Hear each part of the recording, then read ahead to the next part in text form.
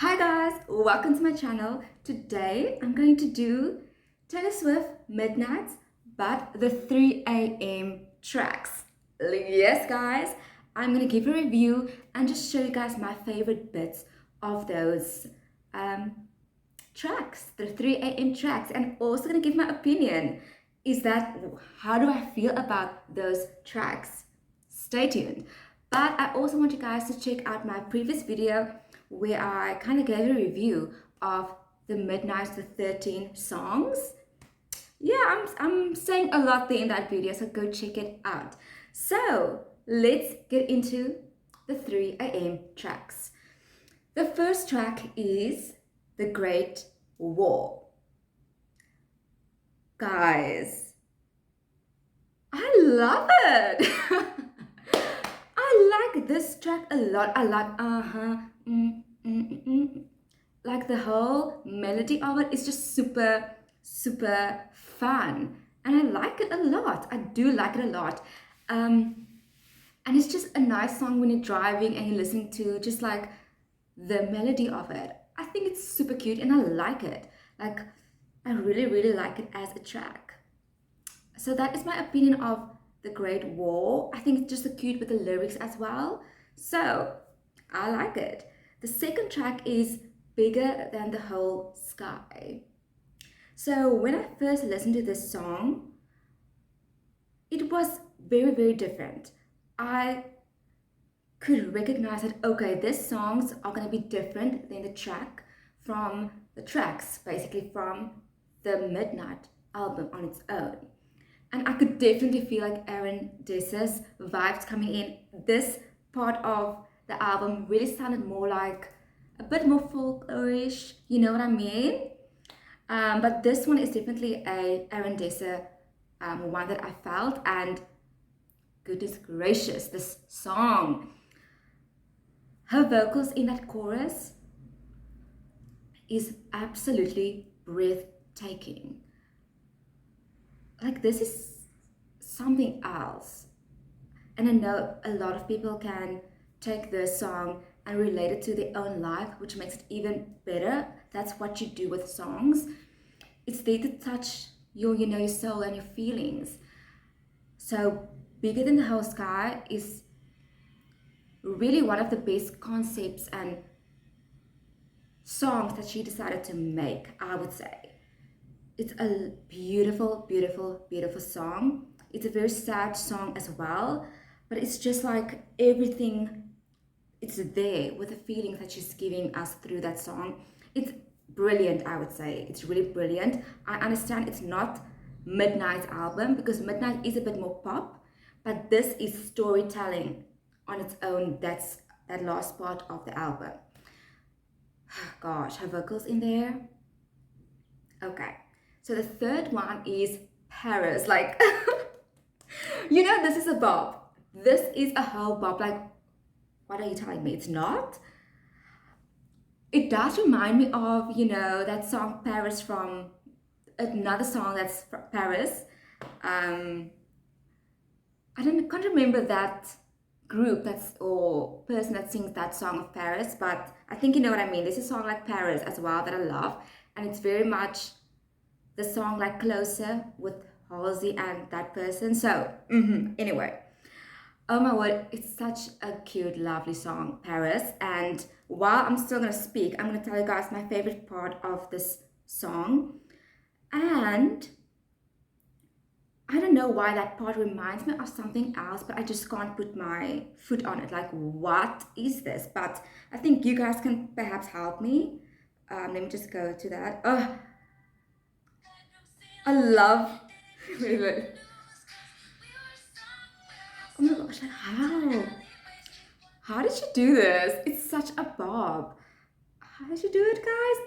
Like the verses, everything is super fun and it's lovely. Like, oh, I love this bubblegum pop style. I love it. I love pop, okay? Oh, it's this way. Okay, this is still really nice. And then just do. Okay, here it comes.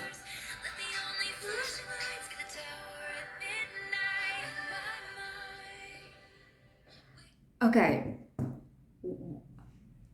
how she takes that song and with the lyrics and the way she is singing it, what is it reminding me of? I don't know, it was like Starlight, one of her songs, Starlight, that is like, it's the same type of flow. Oh my word, but it's beautiful. I love that. It's at midnight. Because it just takes it to the highest level. Do you guys agree with me? Do you agree? Okay. Because that is super beautiful. Like, that part really, really caught my eye. Okay, caught my ears, I would say. Um, but I love the whole Paris song. So you guys can, it's 3 in already, and I love all the 3 songs. So what do you guys say? I love it already. Okay, High Infidelity. Okay, wait guys. Like, okay, when I went through the 3 AM tracks, I was like, okay, some of the songs are alright. No song is like unlistenable. No song is like not good. All the songs are on the highest level. So when I heard this the first time, High Infidelity, I was like, okay, it's obviously a nice song. But when I actually found out the story behind High Infidelity, and it's about Calvin Harris, I would say, and when I actually listened to the lyrics and then listened to the song, oh my word, I love this song so much.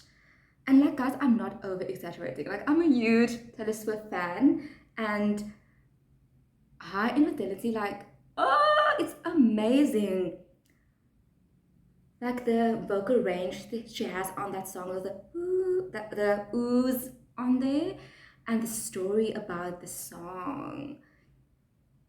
It's a lot. It's a lot. So I don't know. I really, really like that song. Okay, next one is Glitch. And oh, this is such a fun one as well. I do like the bit more R&B vibes that she is playing with. And it's, we can definitely hear it's someone, it's a different producer or something like that. It's definitely not a typical Taylor Swift sound. It's definitely more risky with Glitch. It's R&B vibes, guys. Like for me, it's R&B vibes, and I love it. Her voice is beautiful. The harmonies on that song is super beautiful. The lyrics, I know a lot of people listen to the lyrics and they have their own story, but I vibe with Glitch because I think, let me tell you what I think this this lyrics is about. So I think this lyrics is about, you know, she's with Alwyn and she loves him so much. He's such a great fit. And then just sometimes, like in the middle of the night, she's like, oh my word, I still want that guy. Or not once, but like that guy was super fun because it was like a romance. The guy didn't really want you, and that's the games that's romance, but it's not. So it's she has like this glitch, almost like, oh, I just want guys that gives nothing. But then she's like, I just had a glitch. No, I don't want that. Just let me just grab onto Joe as much as I can because I just had a glitch there. Just thinking of wanting a guy that doesn't want you because it's just so fun. You don't know what's happening. But with Joe, she knows she's secure, she's happy. And that is what Glitch is reminding me of. So wait, let me just pause for a second. Okay, and I'm back.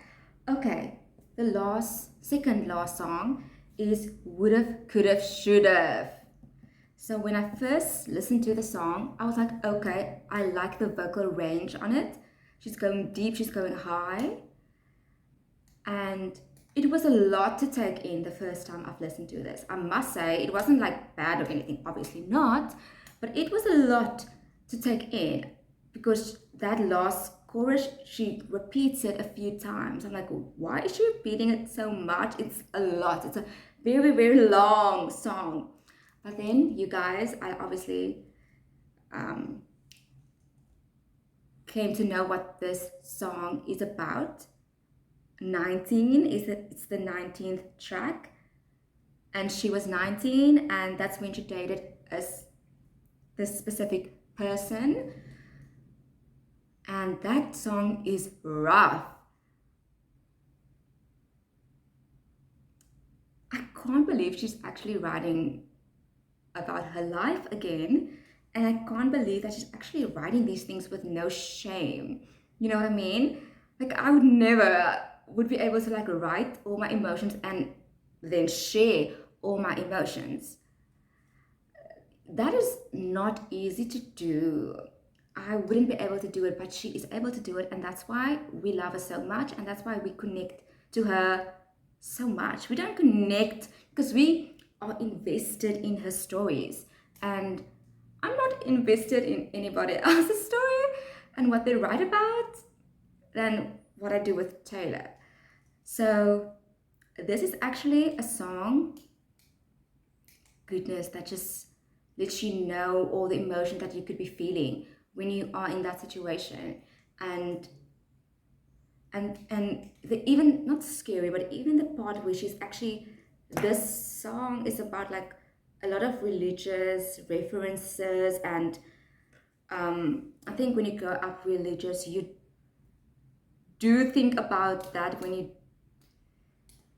you are, because there's certain things that you have to do when you're religious, and like you can't divorce, and there's a lot of strict rules. And then yes, it's like there's a lot of shame, and I don't know how and what, but wow, the song is going in deep because, oh gosh, I can't even explain what the song is doing, but it's doing a lot. My nose is kind of itching, I don't know why, but anyway. last song on the 3 a.m. track is Dear Reader. And what is going on? Not a lot of people are loving the song as much. They say it's alright. I can't stop listening to it. So what is going on? I don't know. This is like, I don't know. I love this, like this song I love so much. So what is going on? And I love it a lot that it's on my top 10 songs. You know what I mean? It's the end of this whole album, and it's Dear Reader. It's like almost like a notebook type of vibes, like closing the chapter, closing the book, something like that's going on with the song. But I just love the advice, and I love the contradiction as well. Never take advice from someone who's falling apart. And that second time she sings that line, it's like the vocals on that is amazing. Oh, I love the play on the sound in this song, where she plays on like that voice, how she's just using a voice and voice decoder. That's what it is.